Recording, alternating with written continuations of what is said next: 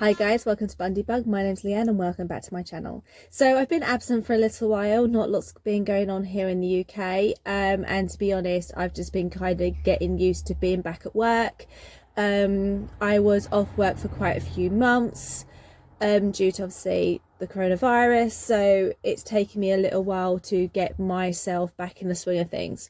Alongside working, I'm also currently studying. I'm at university, so I have quite a lot on my plate on a daily basis, so I do apologise for not really posting that much.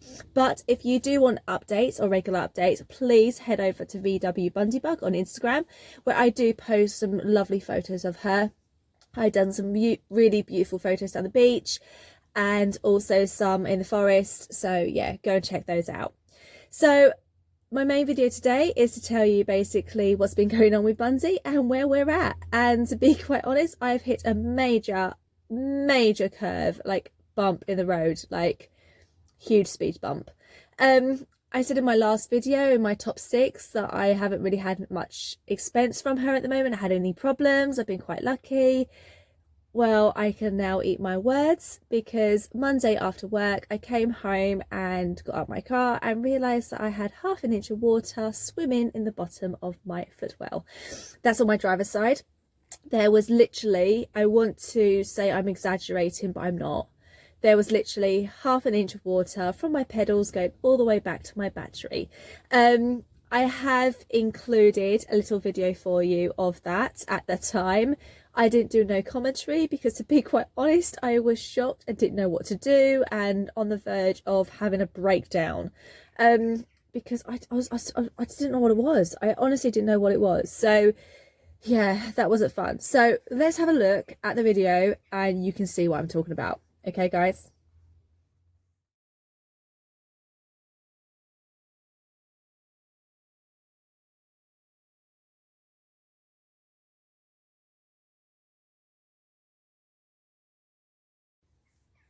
Okay, so as you can see, my car turned into a paddling pool.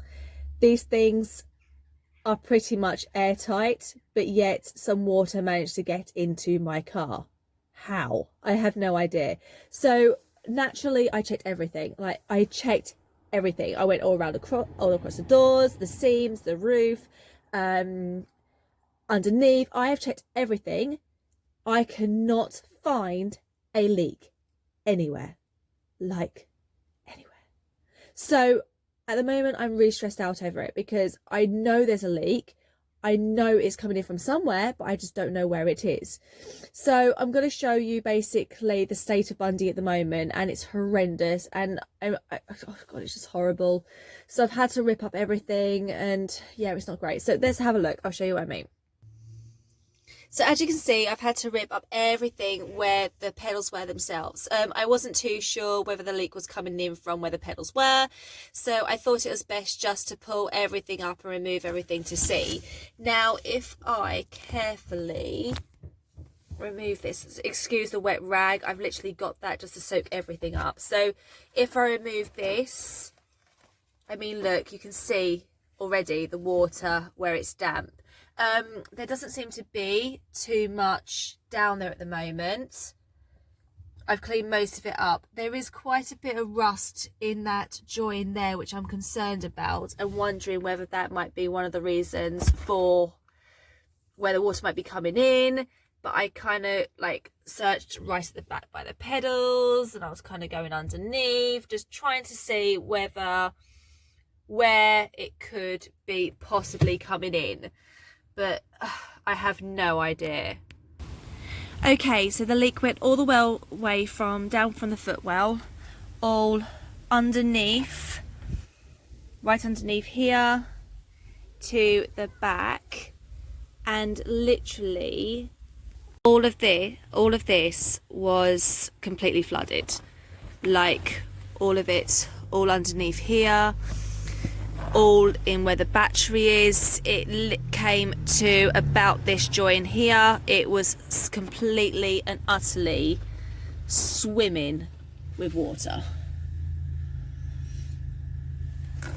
So it's not been great, to be honest. So basically I spent a couple of days drying her out. The rain has eased off. in her defense, we did have some real heavy rain for a few days, which I don't think helped the situation. But I haven't been driving her. I use my T5 for work to get to and from. I just didn't want to make anything worse than what it already was. So she is drying out. Luckily, she doesn't smell, which is quite a good thing. So I don't think there's any rot in any of the fabric or anything like that. So my main thing at the moment is my next steps. So I've had to bite the bullet, and I have booked her in tomorrow night, which is Thursday, with a VW restorer in the city. So he's come extremely highly recommended. I was planning on taking Bundy to him anyway, because I know full well I've got some welding need doing in the left footwell, so, or the passenger side footwell, sorry, depending on where you are. So I knew that needed doing, but now I think with the leak, it's opened up a new can of worms. So it'll be interesting to see what happens in that department and what he says. I'm a little bit nervous about it. I only allowed a certain amount of money to go into Bundy at this time. I don't have a lot of savings, so my money, I'm trying to use it very wisely. But at the same time, it's really difficult because I don't want to just go to someone and have them do it and just end up with a real bad job. So I'm having to be really, really careful about where I go for her and what I have done. As I said, this bloke is so recommended, so hopefully he'll be able to work out what's going on and give me a good price and I can get her booked in. So they've also said that they will do a provisional MOT. Although Bundy doesn't legally need one, they've said they'll give me a layout basically of what needs doing, which again, that's going to help me out no ends.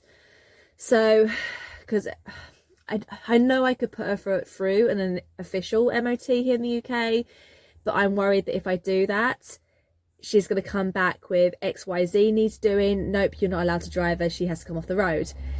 And I am using her as my everyday car. I know I've got my T5, which I'm so lucky that I do have 2 cars to choose from. But at the same time, she's so much more convenient driving than my T5, and especially parking at work and everything else. So if I can keep her on the road for as long as I possibly can, I will. I am very nervous with our English winters coming up now, though, especially with how wet and cold it gets. So I really need to get this dealt with.